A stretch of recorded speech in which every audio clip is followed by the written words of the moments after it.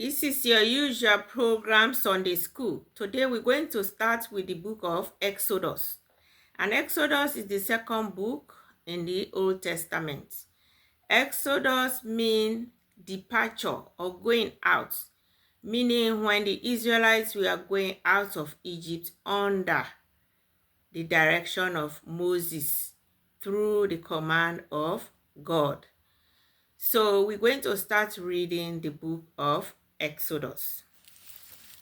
In chapter 1 of verse 1, it says, I'm reading from the New International Version. These are the names of the sons of Israel who went to Egypt with Jacob, each with his family: Reuben, Simeon, Levi, and Judah; Issachar, Zebulun, and Benjamin; Dan and Naphtali; Gad and Asher. The descendants of Jacob numbered 70 in all. Joseph was already in Egypt. In verse 6 now. Now Joseph and all his brothers and all that generation died. But the Israelites were fruitful and multiplied greatly and became exceedingly numerous, so that the land was filled with them. So you see, they came to Egypt through Joseph in a hard time when he became the prime minister to the Pharaoh that was king at that time. And because he has sympathy for his family and for his old dad, he told Pharaoh about himself and what happened that led him into Egypt. So Pharaoh gladly stretched a helping hand to the family of Joseph, and they all moved down to Egypt. The dad, Jacob, even passed away in the hands of Joseph and the other brothers, and they took him back to Canaan to bury him and came back. And Joseph too grew old until he was 110 years old, and he passed away. And before he passed away, he told his brothers to please take me back to my land of my ancestors. And they did. They kept his body, they embalmed his body and kept it. So now, according to the book of Exodus, it said the people of Israel grew exceedingly, they multiplied. They were growing in number, and they were very hardworking, and they were very strong. So the former Pharaoh, Joseph, everybody has passed away.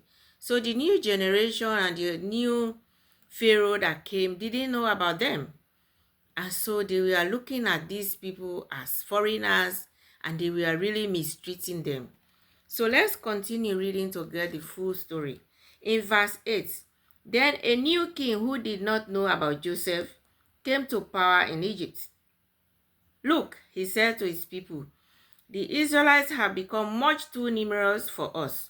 Come, we must deal with them, or they will become even more numerous, and if war breaks out, they will join our enemies, fight against us, and leave the country. So you see, they were seeing the way the Israelites were growing in their land. They were not happy about it, because they thought they will grow stronger and bigger in population, and they will join forces with their enemies and fight against them, and they will flee.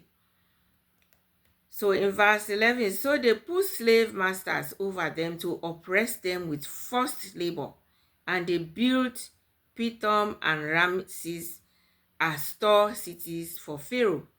But the more they were oppressed, the more they multiplied and spread. So the Egyptians came to dread the Israelites and worked them ruthlessly. They made their lives bitter with hard labor in brick and mortar and with all kinds of work in the fields. In all their hard labor, the Egyptians used them ruthlessly. So you see, this new regime of the new Pharaoh that never knew how Joseph rescued them, their nation, now they are seeing these people as a threat. So they decided to suppress them.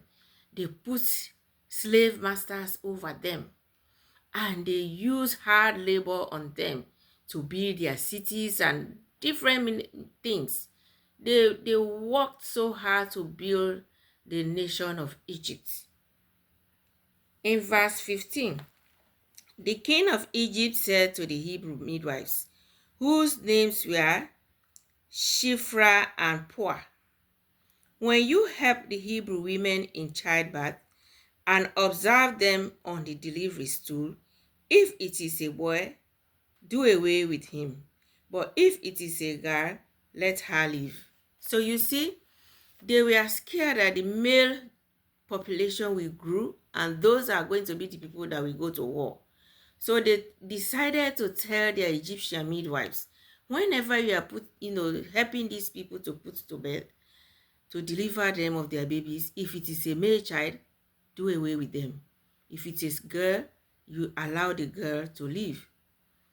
Those were the measures they were putting in place in order to suppress the growing or the rapid growth of the population of the Israelites in Egypt. In verse 17, the midwives, however, feared God and did not do what the king of Egypt had told them to do. So you see, in every place you will meet good and bad people. So even though their king has ordered them to do this, but they fear God, so they didn't do it at all. They let the boys live. In verse 18, then the king of Egypt summoned the midwives and asked them, why have you done this? Why have you let the boys live? The midwives answered Pharaoh, Hebrew women are not like Egyptian women. They are vigorous and give birth before the midwives arrive. So you see, there is a saying people usually say, oh, you will give birth like the Hebrew women. Meaning, the minute they get into labor, they don't wait for their midwives. They have given birth. But that was not the story. The story was these Egyptian midwives, they feared God. They didn't want to take the lives of these Hebrew boys. So they decided, they allowed them to live.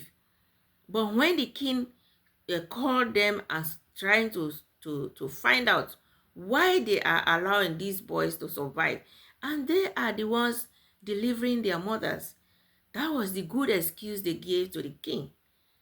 You see, these Hebrew people, they are stronger than the Egyptian women. Before we get there, they have already put to bed.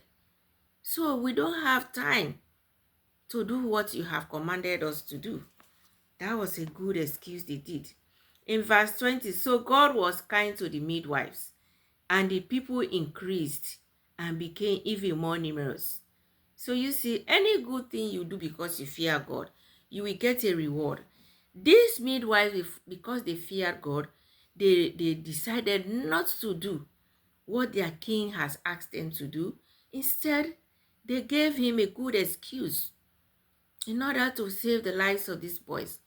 And the Bible said God was kind to them. The kindness is not, explained here, but it might be any other good thing that might follow them with good health, long life, or they are blessed in every way.